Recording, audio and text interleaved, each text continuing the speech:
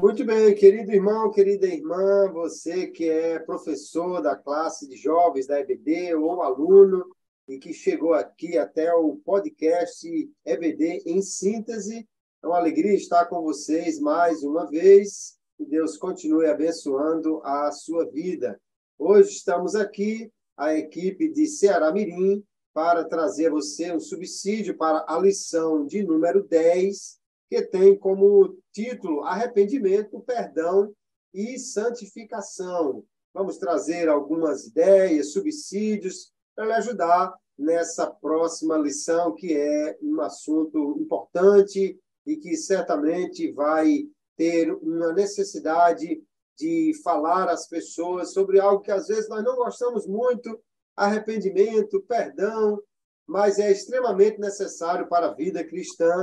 Aqui está comigo o pastor Abdênigo Xavier, o pastor supervisor do campo aqui em Ceará Mirim. Pastor Abdênigo, bem-vindo. É uma lição que alguns talvez não se entusiasmem muito, mas é algo muito precioso e necessário para a vida cristã, não é verdade? Pastor Kleber, para o Senhor, nossos queridos internautas, esse grupo em especial de professores de jovens.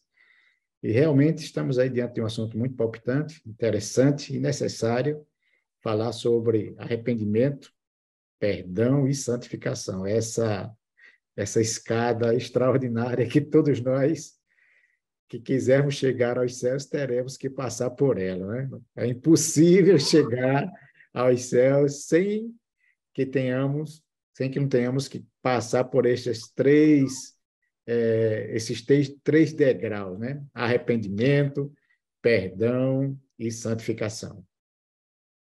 É verdade. A gente pode começar falando sobre a necessidade da santificação para a vida cristã, que não significa, como bem aborda aqui o nosso comentarista, o fato de sermos santos não significa que nós já atingimos a perfeição. E eu acho que é interessante a gente entender que há um processo que nós estamos incluídos nele, que é o processo de santificação, rumo à santidade, que é uma característica, que é um estado que nós não chegamos ainda. Deus é plenamente santo, nós estamos nesse processo. No céu não vai entrar alguém porque ele é perfeito, porque senão só tinha Jesus no céu e ninguém mais, né? No céu vai entrar aquele que, pelo arrependimento e fé, alcançou a justificação pela morte de Cristo em seu favor. Então, de fato, não vamos pensar em santificação como algo que significa ausência completa de erros, de falhas ou de qualquer propensão para o pecado. O que nós precisamos estar atentos é: estamos num processo de santificação, não podemos fugir desse processo, porque todo crente realmente tem que crescer em santificação, e isso é o que a Bíblia cobra de nós, né? Perfeitamente. Uma exigência que a própria palavra de Deus nos cobra, como cristãos, como pessoas nascidas, separadas, e que a partir de agora nós vamos entender que aquilo que era um estado na nossa vida, estado de pecado, passa a ser agora um acidente, justamente por esse processo que, a partir do novo nascimento, nós começamos a vivenciar, que é o processo da santificação, essa separação contínua e diária, até chegarmos a esse estado tão almejado, que é o estado da perfeição, mas que por aqui ninguém vai conseguir. Agora, a nossa luta continua e deve continuar, porque é uma exigência sem a qual ninguém verá o Senhor. Sabemos que não podemos nos escorar nas nossas fraquezas para justificar a nossa inaptidão para a busca da santificação. Então, a cada dia, a nossa renúncia, a cada dia, o nosso esforço, e o mais glorioso é saber que não estamos só nesse processo, né? Porque sozinho nós não iríamos conseguir. Mas vamos à luta, porque a vitória é nossa, pelo sangue de Jesus. É verdade. E uma coisa muito importante a destacar é que a graça divina é o meio pelo qual nós podemos não só iniciar, mas continuar nesse processo de santificação. A graça divina se manifesta quando o Espírito Santo já veio e falou ao nosso coração, mesmo estando ainda, como Paulo diz, em pecado, fracos, inimigos, mas a graça de Deus aí vai nos alcançar. O Espírito Santo nos convence do pecado, nos leva a crer, e então o arrependimento que vem mediante a graça é que nos faz entrar agora nesse estado de santificação. Alguns teólogos chamam de graça preveniente, que vem antes. Mas para continuar nessa vida de santificação, só com a graça de Deus também, que é dada pela palavra de Deus, que nos orienta, pelo Espírito Santo, que nos guia, que nos conduz à santificação. Então, de fato, nós só podemos agradar a Deus e ser santos mediante a graça de Deus. Isso é importante mais destacar para que alguém não pense que ele é o que faz esse processo, ele ou depende dele esse processo. Se dependesse de nós para nós sermos santos, a gente não alcançava nem o primeiro degrau dessa escada. Mas como depende do Espírito Santo, nós apenas cooperamos com esta graça à medida que mais dela nós recebemos. Então, de fato, podemos entender aí que a graça de Deus alcança os homens, inclui-os nesse processo de santificação, mas sem ela ninguém vai conseguir jamais caminhar adiante, porque somos completamente dependentes da graça de Deus. Exatamente. Essa questão, acho que ela precisa muitas vezes até ser melhor explicada, né, ensinada, porque às vezes, se não tivermos cuidado, nós buscaremos nos revestir de uma justiça própria, e só para nos frustrarmos. Então, nos tornaremos apenas religiosos, legalistas, buscando em nós mesmos recursos que nós não temos, porque a graça, esse conceito que nós conhecemos, falamos dele, é esse favor imerecido. Não há nenhum mérito em mim, nem em você, que justificasse essa ação benéfica de Deus em nosso favor. Agora, o que é glorioso é que esse processo, como bem exemplificado aqui na nossa lição, processo da santificação, que é uma exigência para todos aqueles que querem ver ao Senhor, e começa justamente quando o homem é alcançado. A Bíblia diz que é um processo da graça de Deus na nossa vida, mas a gente percebe que durante toda a nossa trajetória, nós seremos eternos e dependentes dessa graça. Nós dependemos da graça para conhecer a Cristo, continuaremos dependendo da graça para seguir e continuar servindo a Cristo, e precisaremos da graça até entrarmos nas regiões celestiais. Então, buscar essa santificação apenas com as nossas próprias forças será, naturalmente, uma batalha em glória, porque nós não iremos conseguir. Nós dependemos diuturnamente dessa ação de bondade de Deus em nosso favor. Se escorar na graça para buscar a santidade, nunca para justificar o nosso estado de pecado, né? Não podemos aproveitar da graça para justificar a nossa vida sem compromisso, sem busca, sem esforço.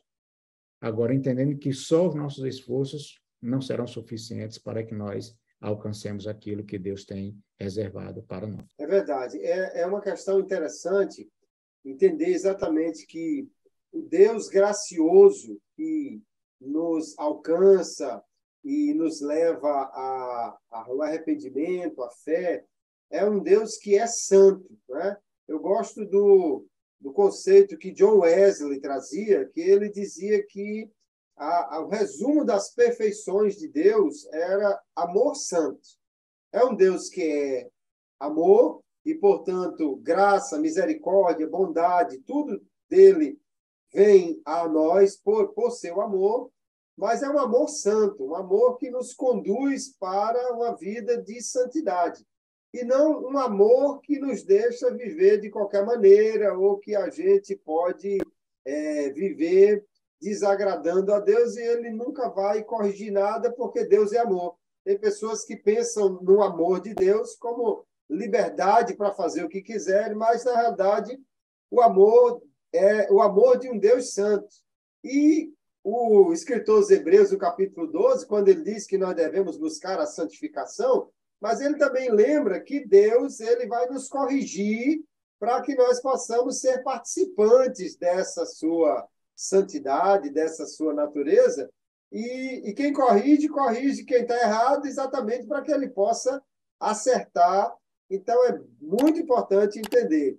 Deus é gracioso, sim, mas a sua graça é a graça de um Deus santo. Não vai deixar a gente viver de qualquer maneira e, portanto, dependemos da graça, mas não podemos usar muito, como bem o senhor falou, da graça como desculpa para nossos erros, e sim como a força para poder viver e agradar ao Senhor, né? É verdade. Eu achei bem didático a maneira como foi exposto aqui, como está sendo exposto na lição, tópico 1, quando ele fala sobre a santificação, vamos utilizar assim, não significa perfeição, porque isso é uma realidade. E também é um estímulo, porque muitas vezes a pessoa pode entender que por não estar conseguindo vivenciar esse processo, não vale a pena. E ele deve entender que é um processo contínuo e diário, que só vai realmente ter o seu ápice quando nós formos arrebatados e recebemos um corpo glorioso como o corpo de Cristo. Então, aí chegamos à perfeição. A segunda coisa que eu achei bem interessante aqui, que nós temos abordado, é que tudo aquilo que Deus cobra de mim, de você, de nós, ele também viabiliza os recursos para que aquilo que está sendo pedido seja realizado. E para que nós possamos vivenciar esse processo de santificação, o Senhor tem disponibilizado para nós a graça, essa capacidade divina, essa capacidade que vem de Deus, para fazermos aquilo que precisa ser feito, mas que por nossas próprias forças nós não conseguiríamos. E depois ele vem aqui e mostra justamente que o arrependimento é justamente a base da santificação.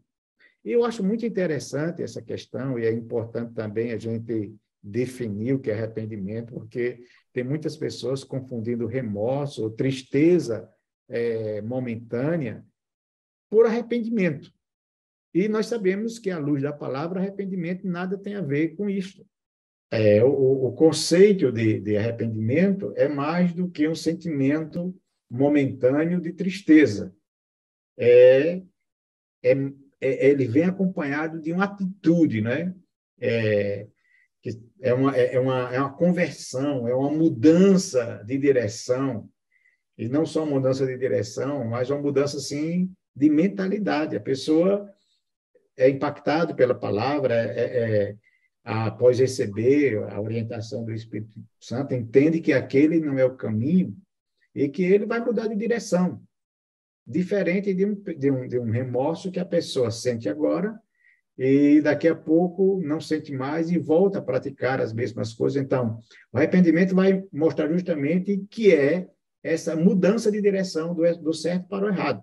Por isso que aí é onde nós percebemos o poder da graça de Deus na nossa vida, porque ela nos dá força justamente para fazer essa conversão, essa mudança de direção, reaprumando, realinhando-nos com a vontade de Deus. E isso realmente é a base para a santificação. O erro não passa a ser, na nossa vida, um estado permanente, mas um acidente. Aconteceu o acidente, somos conscientizados pela palavra, e a graça nos dá força para que nós possamos nos levantar e seguir na direção que o Espírito Santo espera que nós assim o façamos. Amém. É uma questão importante da gente entender esse arrependimento, né? Como o senhor falou bem, não é a mesma coisa, nem de longe, de remorso. Alguns teólogos, eles colocam 3 verbos para dar uma dimensão maior do arrependimento. O verbo saber, para que haja arrependimento, a gente precisa saber que o que está fazendo é errado, é pecado. Essa primeira conscientização de que estamos errados é o que nos leva ao arrependimento. Depois de saber, o próximo verbo é a gente sentir, porque o nosso comentarista fala aqui também do arrependimento como tristeza segundo Deus. Muita gente sabe que está errado, mas acha que isso é normal, não sente problema nenhum com isso. Mas o verdadeiro arrependimento é que eu sei que eu estou fazendo errado, e quem me convence disso é o Espírito e a palavra. Depois eu sinto uma tristeza por isso, eu não estou mais satisfeito por isso. Mas existe um terceiro verbo, que é o verbo desejar. Desejar mudar de direção, mudar de atitude, que é especialmente o que vai diferenciar o remorso do arrependimento. O remorso, alguém pode saber que está errado e ficar triste com isso, mas não muda nada. O arrependimento, eu sei que eu estou errado, eu sinto tristeza por isso, mas eu tenho o desejo de mudar e realmente agradar a Deus. Esse é o arrependimento que a Bíblia nos mostra, não é? Conhecimento do pecado, uma tristeza, segundo Deus, de estar cometendo aquilo porque eu sei que desagrada a Deus, mas também um desejo, que é o Espírito Santo quem coloca no nosso coração, de mudar, de ter uma atitude diferente. Isso é que vai nos levar a uma mudança, e aí é por isso que o apóstolo Paulo diz que nós somos constrangidos pelo amor de Deus a ter essa mudança, a fazer realmente uma mudança de 180 graus de direção, né? Estava indo numa direção errada e agora eu viro para uma direção correta. Esse é o arrependimento de que a Bíblia fala. Verdade, pastor Kleber. Muito importante termos essa consciência de tudo isso, porque nós nos movemos com base em conceitos. Se os nossos conceitos teológicos estiverem equivocados, não importa quão boas sejam as nossas intenções, o resultado será catastrófico. Então, acho que é de fundamental importância que cada cristão, cada professor, cada aluno compreenda justamente o que é o arrependimento, o verdadeiro arrependimento, os frutos do arrependimento e a importância de tão pronto sermos confrontados pelo Espírito que gera essa tristeza em nosso coração, possamos, ao invés de buscar justificativo para não fazer o que deveríamos fazer, tomar a atitude correta, que é o que se espera de cada um de nós. Muito bem, fique à vontade para prosseguir, que o tempo é precioso e passa muito rápido. É perfeito. Eu achei muito interessante o segundo ponto que o nosso comentarista aqui coloca, que falar sobre santidade e perdão, e começa falando sobre o cristão se perdoar, aprender a se perdoar. Porque, sem dúvida, algo que pode atrapalhar muito a caminhada do cristão em relação à santificação é a culpa.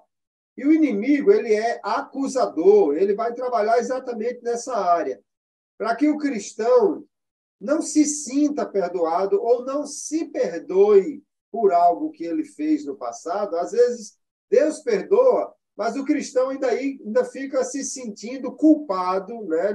Não entende que alcançou a justificação pela fé e ainda se sente oprimido por essa culpa.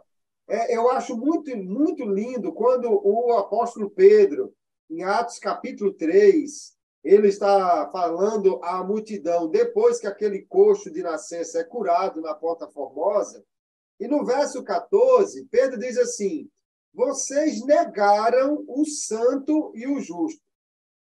Aí alguém podia parar e dizer assim: Pedro, peraí, quem é você para acusar os outros de negar Jesus?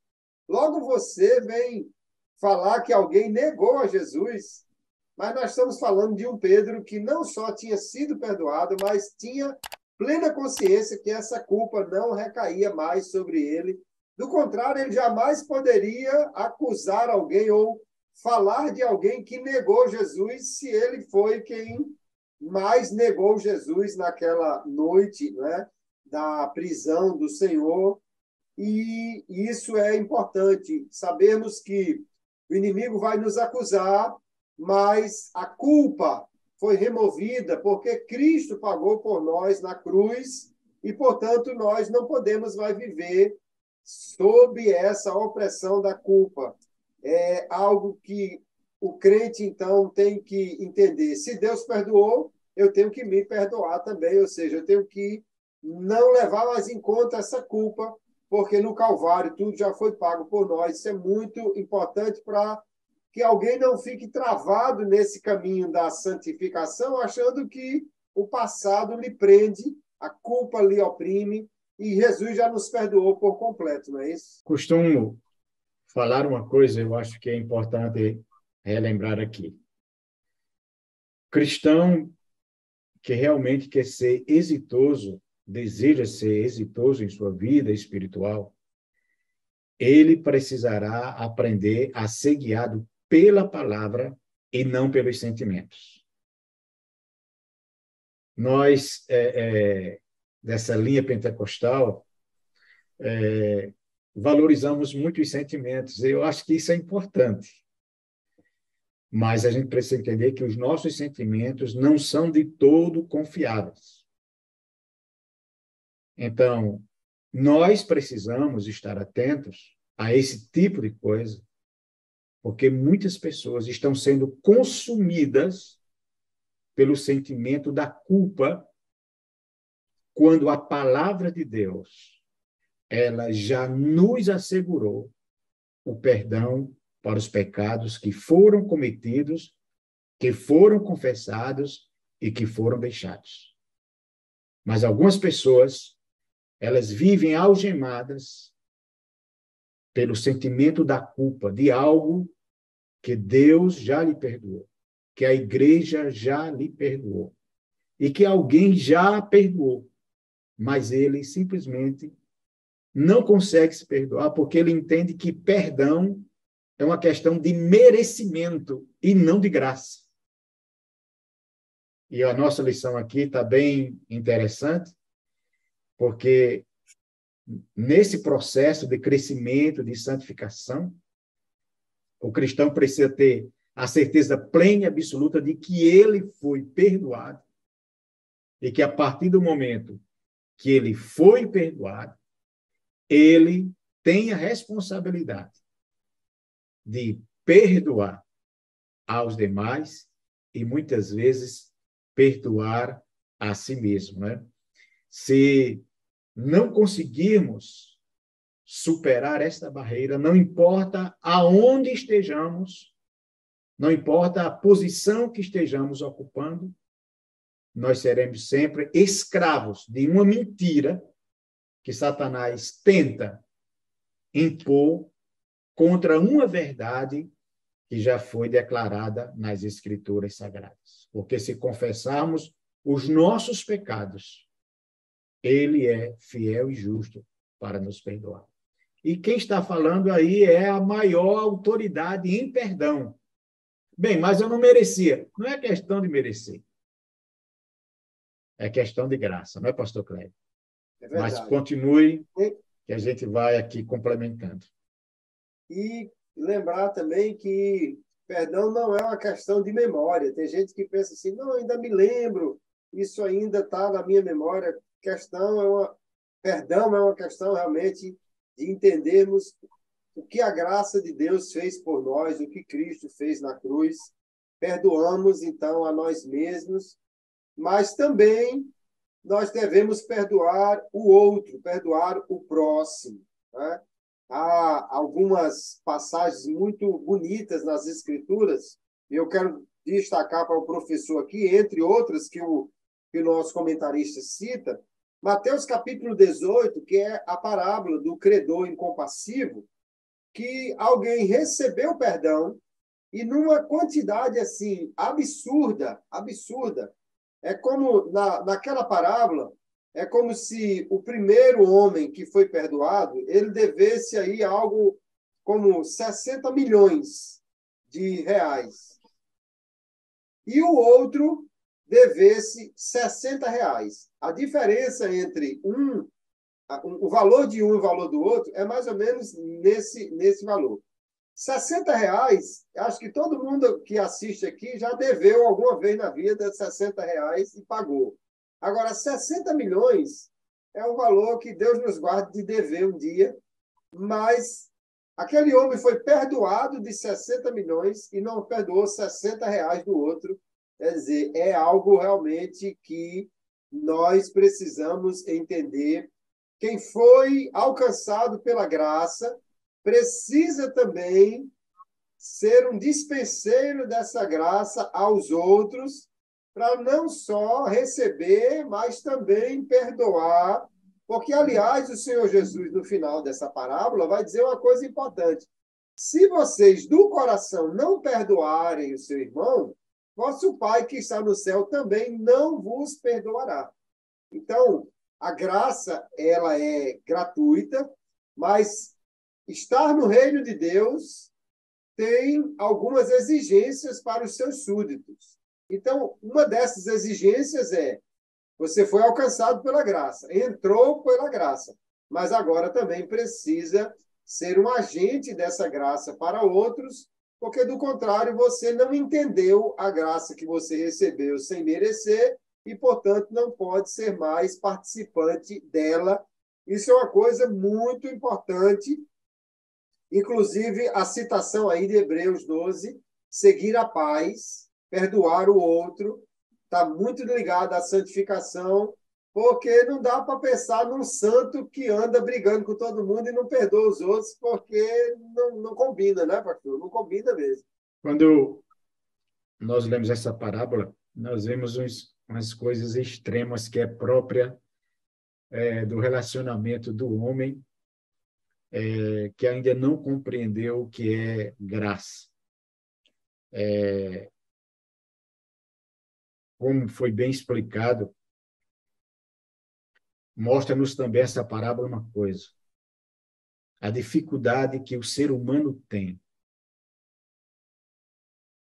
de exercitar um dos fundamentos necessários para que o nosso relacionamento com Deus possa fluir no sentido vertical. Porque, como você bem falou, uma dívida aos olhos humanos imperdoável. A pessoa recebe com tanta alegria, mas quando tem que exercitar, quando tem que se desprender, quando tem que usar os recursos que ele tem, então a dificuldade aparece. E todas as vezes que o homem encontra dificuldade nesse nível para perdoar, é uma prova clara de alguém que não compreendeu o tamanho do benefício que recebeu. Então, como cristão, que fomos alcançados pela graça, nós precisamos também, dentro das nossas muitas limitações, replicar na vida das pessoas a graça que foi recebida, como uma demonstração de que compreendemos aquilo que Deus fez por nós. A gente fala, não é difícil exigir perdão das pessoas, mas no âmbito humano, o que é muito difícil é perdoar. Porque todas as vezes que eu tenho que perdoar, como bem explicado nessa parábola, eu estou abrindo mão de coisas que por direito me pertencem. Que por direito me pertence. O direito me diz, é seu. Mas a graça nos orienta. Abra mão do que é seu. Porque você recebeu também algo que você não tem direito, porque alguém abriu mão do que era dele. Então, é lindo esse processo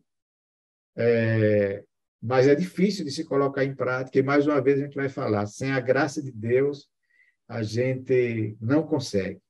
Parece que o nosso depósito para receber é insaciável, mas o nosso depósito do qual nós temos que ter algo para dar parece ser muito pequeno. Então, que Deus nos ajude a vivenciarmos. E uma coisa que a gente vai ver também é que o perdão não é algo tão fácil, mas é algo extremamente libertador. É algo libertador. E não só é algo libertador para quem abre mão, é algo libertador também para quem recebe. Então, na hora que nós retemos o perdão, nós nos tornamos escravos dos nossos próprios sentimentos e acabamos, de uma certa forma, contribuindo para que alguém permaneça encarcerado. Uma dívida que não pode pagar, uma situação que não pode ser resolvida. E na nossa vivência como pastores, quantas vezes a gente tem vivenciado experiências como essa de alguém que foi perdoado, ele entra tão pesado, tão pequeno, tão... E depois que é perdoado, ele se agiganta, ele cresce, ele volta a viver. Eu vivenciei uma experiência recentemente de alguém que entrou num estado de depressão, porque não conseguiu perdoar. Porque entendeu uma coisa de forma equivocada, o sentimento equivocado gerou uma mágoa, a mágoa cresceu, sufocou, e ele estava morrendo. E chega e recebe perdão e perdoa, e diz, eu voltei a viver, voltei a sorrir, voltei a sonhar. Que Deus nos ajude a sermos instrumentos de libertação e que possamos nos libertar também através da prática do perdão.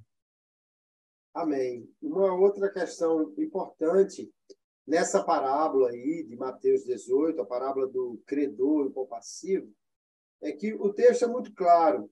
Alguém que recebeu perdão, depois não perdoou, e o texto diz assim, ele não quis perdoar. Não é que ele não pôde, não é que ele não sabia como. Então, perdoar é exercer a vontade nesse sentido de liberar o que era direito seu, mas que agora você abre para o outro, sendo que, como o senhor bem falou, quem perdoa é muito beneficiado. Eu lembro de uma frase que li que dizia assim, perdoar é como você plantar num campo de outro e depois descobrir que, na realidade, o campo era seu. Você está sendo beneficiado demais, porque não liberta só quem foi perdoado, liberta quem perdoa também, que deixa aquilo e agora pode seguir a sua vida. E é muito importante que o professor, o aluno aqui, possa, em sala de aula, trabalhar bem essa questão aí de o cristão se perdoar, perdoar o outro. E como o escritor da Epístola aos Hebreus diz, a raiz de amargura é algo que a gente pode entender exatamente como uma coisa que foi crescendo, que foi se enraizando, um sentimento negativo que não se arrancou logo do coração e deixou que fosse dominando o coração, até chegar a um ponto que não havia mais liberdade naquele coração, não havia mais vida. E o escritor, então, diz, ninguém se prive da graça de Deus e que não deixe nenhuma raiz de amargura brotar. E aí a gente entende exatamente. Quando nós nos apropriamos da graça e por ela entendemos que somos perdoados e perdoamos, é essa enxada da graça que arranca a raiz de amargura, porque se a gente não usa a graça, é que a amargura pode crescer no coração. Então é maravilhoso ver que Deus não cobra da gente nada, que Ele não dê as ferramentas para poder a gente fazer. E entendendo assim, fica mais fácil perdoar e não deixar essa amargura dominar o coração, né? E é importante lembrar que ninguém está isento, né, desse tipo de investida, né?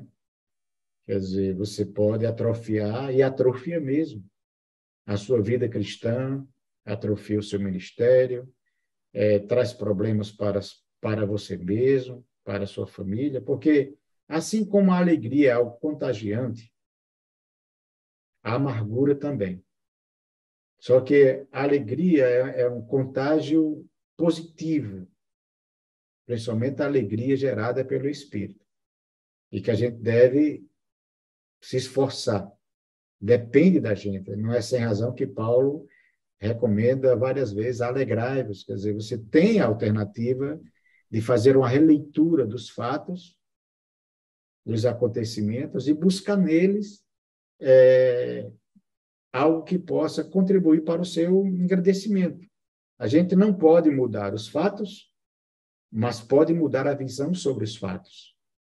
O mesmo fato, você pode olhar para ele e entender como uma ação de Deus, como fez José ao se reportar aos seus irmãos, poderia estar com o coração cheio de amargura por tudo que havia sofrido, e no âmbito humano tinha toda a razão. Mas qual foi a leitura que José fez? Não, fiquem tranquilos. Foi Deus quem me trouxe aqui. O transporte não foi o que eu pensava, mas foi Deus quem me trouxe aqui. Eu louvo a Deus pelos resultados. Por outro lado, as mesmas ações, os mesmos problemas, podem levar alguém a um quadro de frustração, de angústia, de tristeza. E pode contribuir de forma negativa ao ponto de que, quando aquilo que Deus prometeu que iria fazer, Deus realmente fizer, nós estejamos com o coração tão amargurado que nem venhamos a desfrutar do que Deus realmente está fazendo em nossa vida. Então, eu preciso me resguardar, você precisa, nós precisamos, porque o mundo é terrível, nós estamos num campo de batalha. E todos os dias nós vamos encontrar motivos para nos alegrarmos ou para nos entristecermos. E essa decisão tem que ser minha e tem que ser sua. Por isso, essa observação do escritor aos Hebreus, ela é muito pertinente. Tenha cuidado com as raízes de amargura. Tenha cuidado, porque se ela crescer, ela vai lhe matar, vai lhe sufocar. Mas aproveite tudo isso e vamos glorificar a Deus. Deus está trabalhando, Deus está agindo. E eu preciso entender o seguinte: os processos de Deus na nossa vida nem sempre são como nós gostaríamos que fosse. Mas, mesmo assim, eu preciso entender, Deus está trabalhando e o projeto de Deus vai prevalecer, não obstante, muitas vezes, a maldade humana, porque se dependesse, voltando aqui rapidamente, dos irmãos de José, ele teria desaparecido da história. Mas eles acabam sendo instrumento de Deus para que Deus cumpra na vida de José aquilo que Deus havia prometido. Então, nós precisamos entender que Deus está no controle da história, e se Deus está no controle da história, a gente tem motivos para entender que no final vai dar tudo certo. Nós vamos lá, né, pastor Kleber? O tempo passa muito rápido. É verdade. Mas antes da gente passar para o terceiro tópico aqui da lição, eu gostaria de pensar numa questão interessante. Algum jovem, e o próprio professor pode trabalhar isso em sala de aula, ele pode pensar assim, bom, e como é que eu sei se eu estou em amargura? Como é que eu sei se a raiz de amargura está crescendo? E aí eu lembro as palavras do Senhor Jesus, que ele disse que a boca fala daquilo que o coração está cheio. Então, a gente precisa tanto fazer um autodiagnóstico, como ajudar as pessoas que a gente tem por perto. À medida que a gente vê alguém que só fala de amargura, que só fala de dificuldade, que só fala... Tem gente que, se você encontrar de manhã, já atrapalhou o seu dia todo com as histórias, com as lamúrias, com as lamentações. Então, se eu me vejo sempre falando disso, eu posso entender que a raiz de amargura está crescendo, eu tenho que correr, pegar a enxada da graça e arrancar logo esse negócio. E se eu estou vendo que outra pessoa está também assim, eu devo ajudá-la. Eu lembro de uma frase pelo menos do que eu me lembro, era atribuída a Billy Graham. Ele dizia assim: passe um dia sem murmurar. Cada vez que você encontrar uma razão para murmurar, você, em vez de expressar isso, lembre de alguma coisa que você pode agradecer. E você vai ver que no final do seu dia, o dia vai se tornar muito mais leve, abençoado com essa atitude. Então, o cristão precisa se perdoar e precisa também estar sempre avaliando o seu coração para não deixar que essas coisas dominem, e aí a boca vai falar, não tem jeito, o diagnóstico vai sair, porque a gente não consegue ter o coração cheio de uma coisa e falar de outra coisa totalmente diferente, que de uma forma ou de outra isso vai terminar transbordando, né? Verdade. Perfeito, pastor Cléber. Bem, agora nós vamos ver aqui alguns exemplos de pessoas arrependidas, né? Interessante, porque a lição, ela, logo no seu princípio, ela vai falar desses 3 passos que são importantes e necessários, e a gente vai tratando um após outro, só que na ordem inversa, né? Arrependimento, perdão e santificação. Mas nós começamos falando de santificação, e agora estamos falando de perdão, e vamos aqui a alguns exemplos de pessoas que realmente deram a demonstração clara de arrependimento. E é interessante porque essa questão do arrependimento, como é uma questão muito particular, dependendo de cada pessoa, porque a palavra ela é exposta, agora cabe ao homem tomar essa atitude, né? Dar ouvido à palavra e tomar essa atitude. E tem atitudes que elas nos chamam muita atenção, porque elas são muito fortes. E ele mostra aqui um exemplo claro de Zaqueu, né? Esse publicano, esse homem que, hostilizado pela sociedade de sua época, pela profissão que ocupava.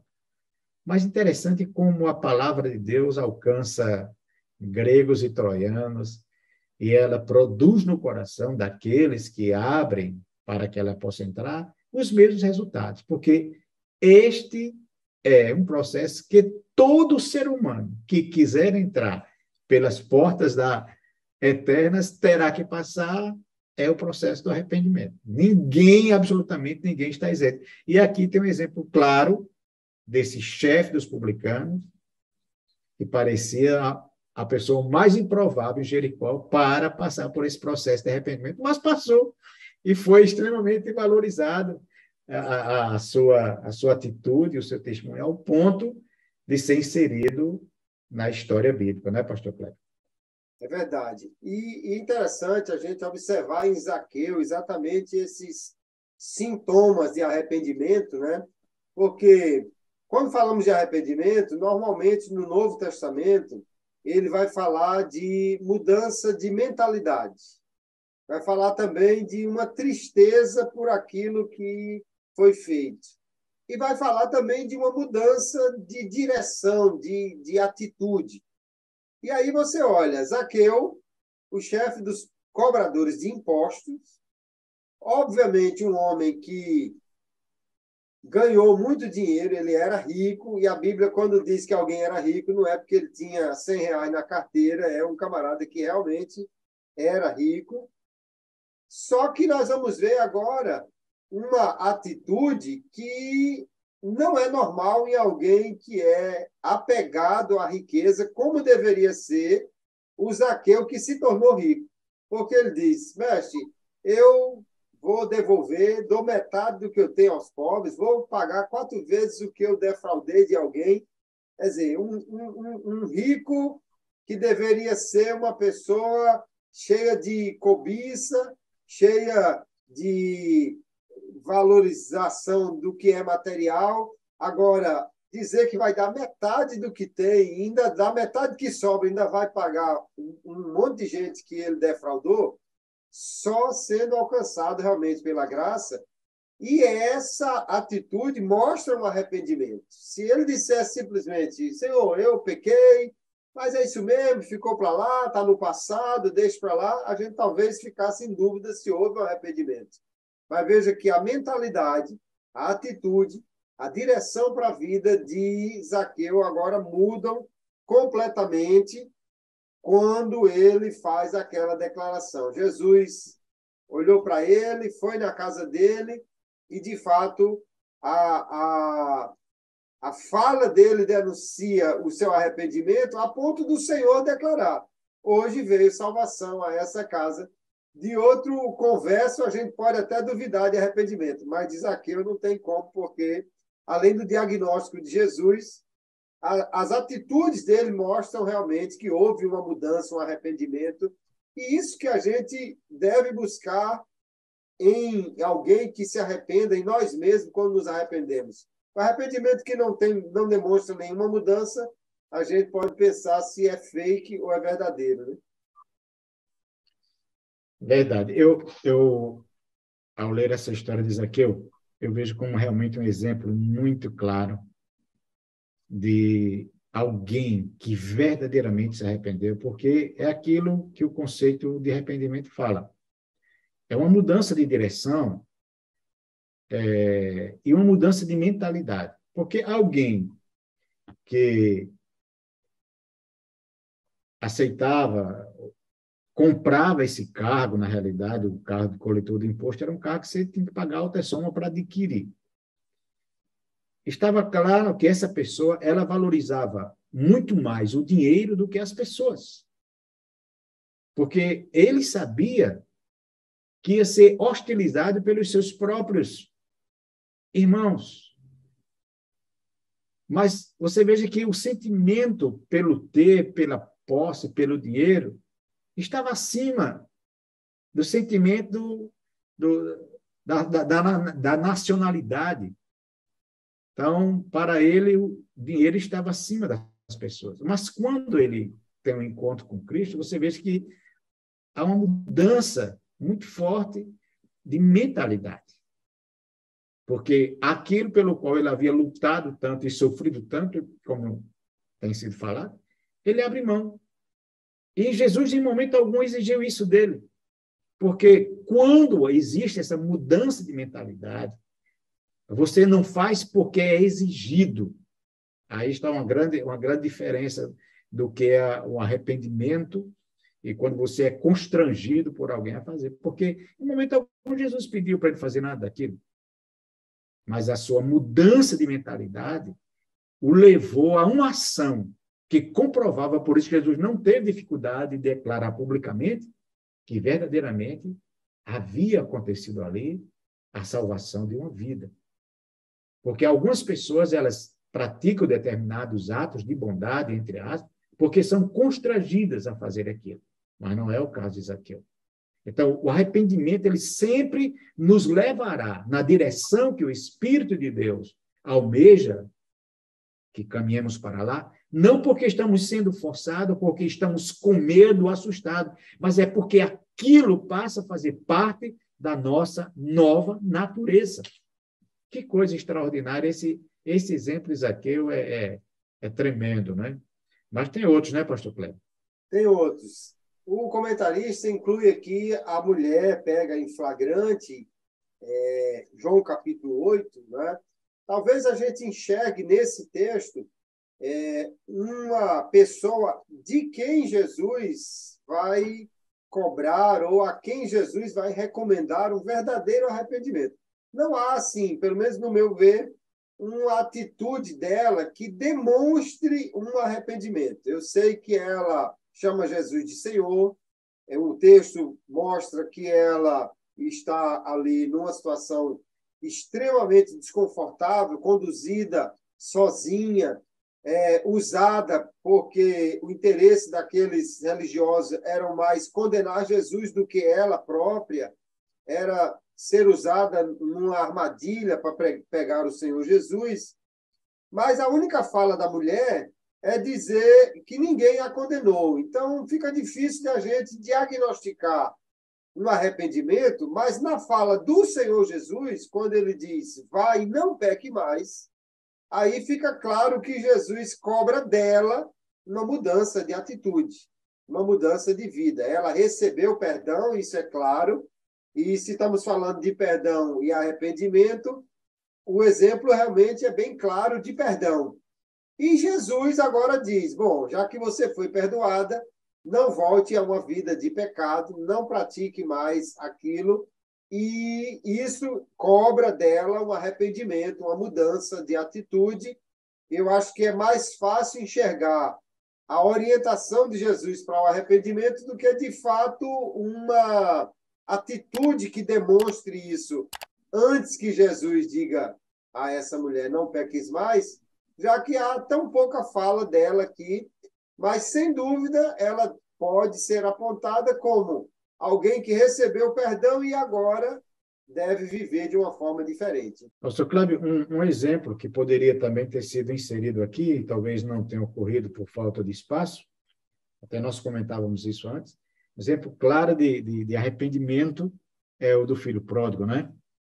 Porque estava ali naquela situação, foi impactado por tudo que havia acontecido, mas ele toma uma decisão que mudou totalmente a sua vida, né? Não só pensou, ele não só se ficou, digamos assim, no pensamento, na ideia, um remorso, eu não deveria ter feito isso e fiz, que tem pessoas que não passam disto aí e continuam no mesmo estado, mas ele até ensaia o que vai dizer, e ele não só ensaia, ele se levanta e vai, e com uma atitude totalmente diferente daquela que ele havia tomado tempos atrás, quando saiu de casa. Então, a gente percebe aí, é um arrependimento, é uma mudança de mentalidade que gera ações diferentes e que caminha na direção daquilo que Deus espera de nós.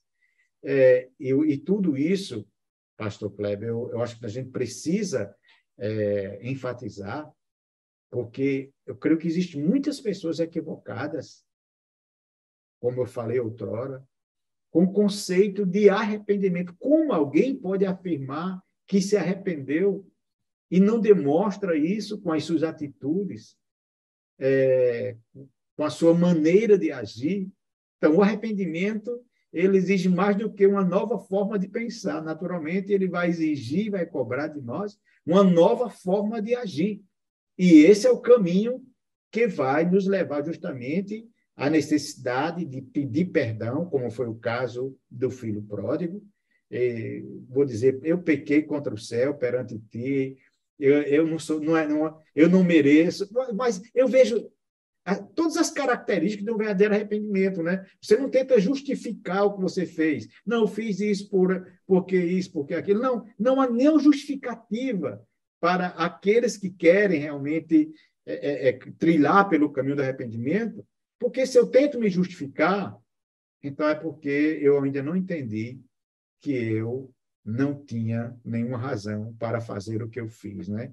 O que Deus espera de mim, de nós, quando falhamos, não é justificativo, mas é arrependimento.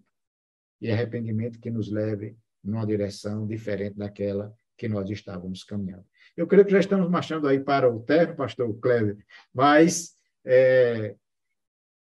com o senhor aí, a palavra fechando esse ciclo aí, esse terceiro ponto. Uma questão que eu acho muito importante na questão do arrependimento, como demonstrado na vida do filho pródigo, é que ele sai de casa como herdeiro, mas ele resolve voltar, só que ele percebe que já não tem condição de ser mais considerado herdeiro pelo que fez, quer voltar apenas como um trabalhador.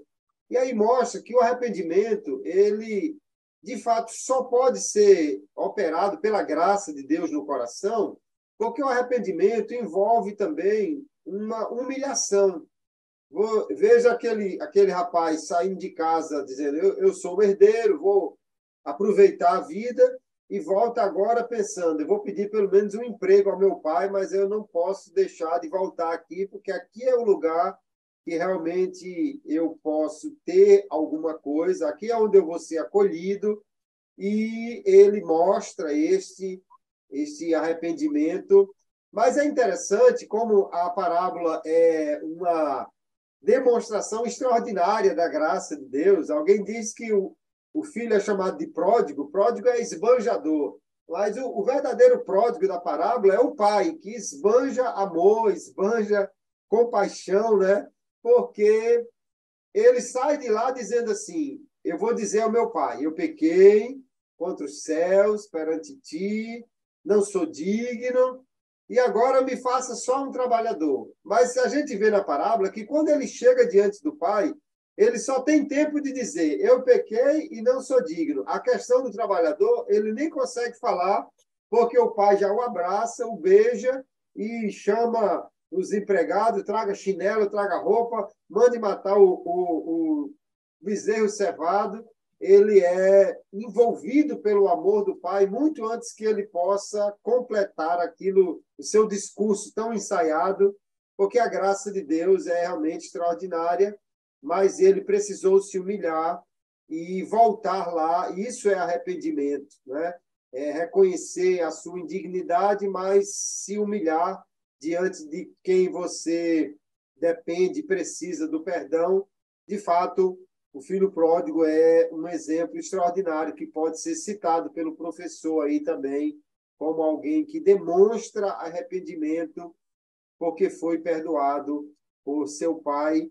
A lição é muito interessante, muito rica, pastor. Eu creio que os nossos professores poderão trabalhar bem essa questão de entendermos a nossa condição de pessoas decaídas, recebemos o perdão de Deus pela graça e agora, vivendo dentro dessa condição de agraciados por Deus, podemos também perdoar a nós mesmos, aos outros, para rumarmos nesse processo de santificação e chegar até o céu.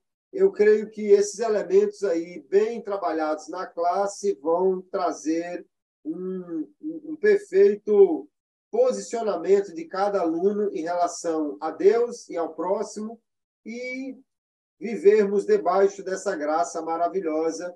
Deus cobra de nós o que ele nos dá, na realidade, pela graça, e quando entendemos isso, vivemos com muito mais tranquilidade rumo a agradar ao Senhor, porque é a graça que nos capacita a isso. Sem graça, a vida do crente não tem graça realmente, mas com graça a gente caminha bem e creio que a lição vai ser realmente muito rica e gostaria que o senhor trouxesse sua palavra de conclusão, suas orientações finais para o professor, como quiser encerrar a sua participação, que já estamos aqui encerrando nossas contribuições para essa lição de número 10. Pastor Kleber, uma orientação que nós daríamos é que nós vemos a grande importância de nos aprofundarmos na questão da soteriologia, né? A doutrina da salvação, porque nós estamos tratando de aspectos aqui, arrependimento, perdão, santificação, que são aspectos da soteriologia, que é a doutrina que trata da salvação. Se nós não fizermos isso, nós corremos o risco de continuar, muitas vezes, debaixo de conceitos equivocados do romanismo, e vamos procurar entrar por um caminho que não vamos encontrar respostas que saciam o anseio da nossa alma. Então, arrependimento, perdão e santificação são exigências, mas nós não vamos fazer isso sozinho. Há algo, como nós temos falado, que superabundou, que é a graça de Deus. E é confiando nessa graça, descansando nessa graça, que nós iremos poder avançar em Cristo Jesus e desfrutarmos desde já dos privilégios que todas estas coisas traz. O arrependimento que traz o perdão que traz a santificação e tudo isso contribuindo para a nossa salvação em Cristo Jesus. Um grande abraço, a paz do Senhor e até o nosso próximo encontro, se Deus assim nos permitir. Amém. Recomendo aos professores que procurem conhecer pouco mais sobre arminianismo ou a soteriologia arminiana, que é a nossa visão, né, a esse respeito, e certamente vão poder enriquecer bastante a sua aula. Uma alegria estar mais uma vez aqui com o senhor, pastor Abdeno. Um grande abraço a todos os nossos professores e alunos da classe de jovens. Na última lição do trimestre, nós estaremos de volta trazendo mais algumas contribuições. Que Deus abençoe a todos, uma boa aula e até o nosso próximo encontro, se Deus quiser. A paz do Senhor.